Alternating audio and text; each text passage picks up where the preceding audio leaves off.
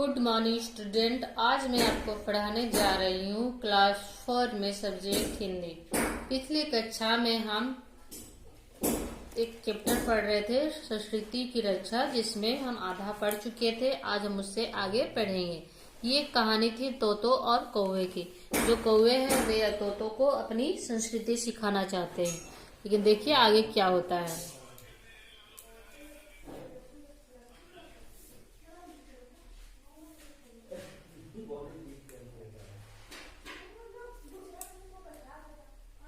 सभी तोते कौवों की संस्कृति अपनाने से होने वाली बड़ी सामाजिक व सांस्कृतिक हानि पर चर्चा करके इस परिणाम पर पहुंचे कि चाहे कौवे उन्हें मार डाले, मगर वे उनके द्वारा अपनाई जाने वाली किसी भी बात को स्वीकार नहीं करेंगे।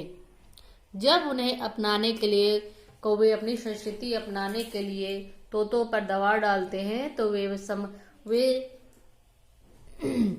वे ये बात समझ जाते हैं कि ऐसा करने से उनकी सामाजिक व सांस्कृतिक हानि पहुंचेगी। इसलिए वे एक फैसला लेते हैं कि चाहे क्यों ना ही कौवे उन्हें मार डाले, पर वो उनकी संस्कृति को कभी नहीं अपनाएंगे। कौवों ने तोतों को गंभीर परिणाम भुगतने की चेतावनी दी, पर तोते न माने। उन्होंने खाना पीना छोड़ दिया। अपने अंत समय निकट जाने वे ईश्वर को याद करने लगे। वे अपना खाना पीना छोड़ देते हैं और भगवान को याद करने लगते हैं।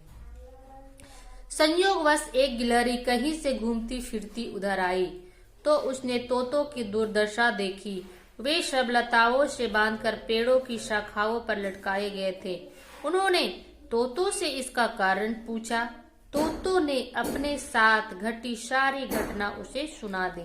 एक बार संयोग से गिलहरी वहां आती है और तोतों की ऐसी हालत देख करके उससे पूछती है, तो वे अपनी सारी बातें घटना बता देते हैं। गिलहरी बोली, घबराओ नहीं। उसने अपने पैने दांतों से तोतों के बंधन काट दिए।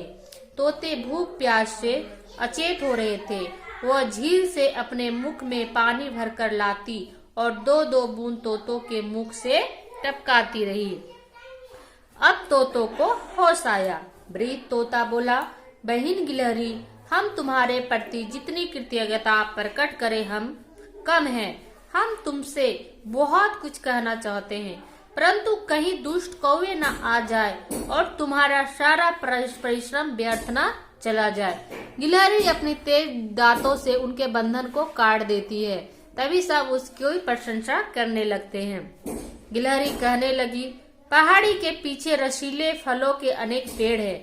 पूर्व दिशा की ओर उड़ने से तुम्हें लाल रसीले फलों वाला एक पेड़ मिल जाएगा। तुम सब उड़कर वहीं जाओ और फलों को खाकर अपनी क्षुधा शांत करो, यानी अपनी भूख को शांत करो। मैं भी वहीं पहुंच रही हूँ, तभी तुमसे बात करूंगी। गिलहरी एक पेड़ का पता बताती है जहाँ बहुत से रसीले फल हैं और बोलती है कि तुम लोग जाओ, मैं भी तुम लोगों से वहीं मिलूंगी। गिलहरी को बहुत बहुत धन्यवाद देते हुए तोते उड़कर वहीं जा पहुंचे और फलों को खाते हुए अपनी भूख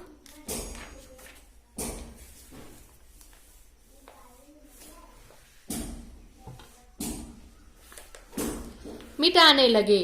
कुछ देर बाद गिलहरी भी वहां पहुंच गई। उन्होंने उसे कौवों द्वारा स्वयं पर जुल्म करने की सारी बातें विस्तार से बताई। सारी बातें सुनकर गिलहरी दुखी मन से बोली, तुम जैसे निष्पाप तोतों के साथ रहकर जीवन बिताने का मेरा बड़ा मन है, परंतु कहीं ऐसा ना हो दुष्ट कौवे तुम्हें खोजते हुए यहाँ तक आ पहुँचे। तुम सब तुरंत यहाँ से उड़ जाओ।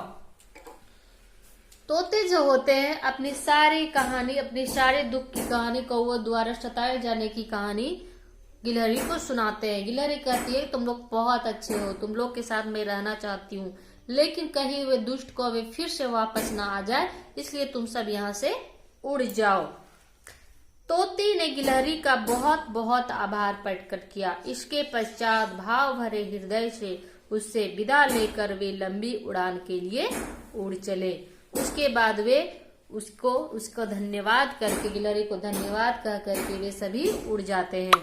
तो बच्चों, ये है वर्ड मीनिंग, जैसे रमणीक, सुंदर, मनोहर, कर्कश, कठोर, कानों को सताने वाला। आप यहाँ से लेकर के यहाँ तक एक एक करके लिखेंगे और इसको साथ ही साथ याद भी करेंगे।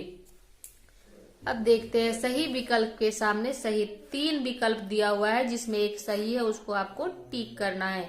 झील के तट पर पेड़ों के झुरमुट में तोते जीवन बिता रहे थे। क्या करके? कथा वार्ता करके। कौवे ने तोतों को बंदी बना लिया। वृद्ध कौवे ने काव काव करते हुए कहा,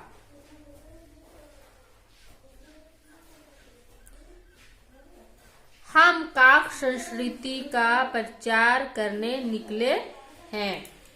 कौवों ने तोतों की एक न सुनी और अपनी संस्कृति का प्रशिक्षण देना शुरू कर दिया। तो आप पेज नंबर 920 याद भी कर लेंगे और उसे आप बना भी लेंगे। ये आपका होमवर्क है। Thank you.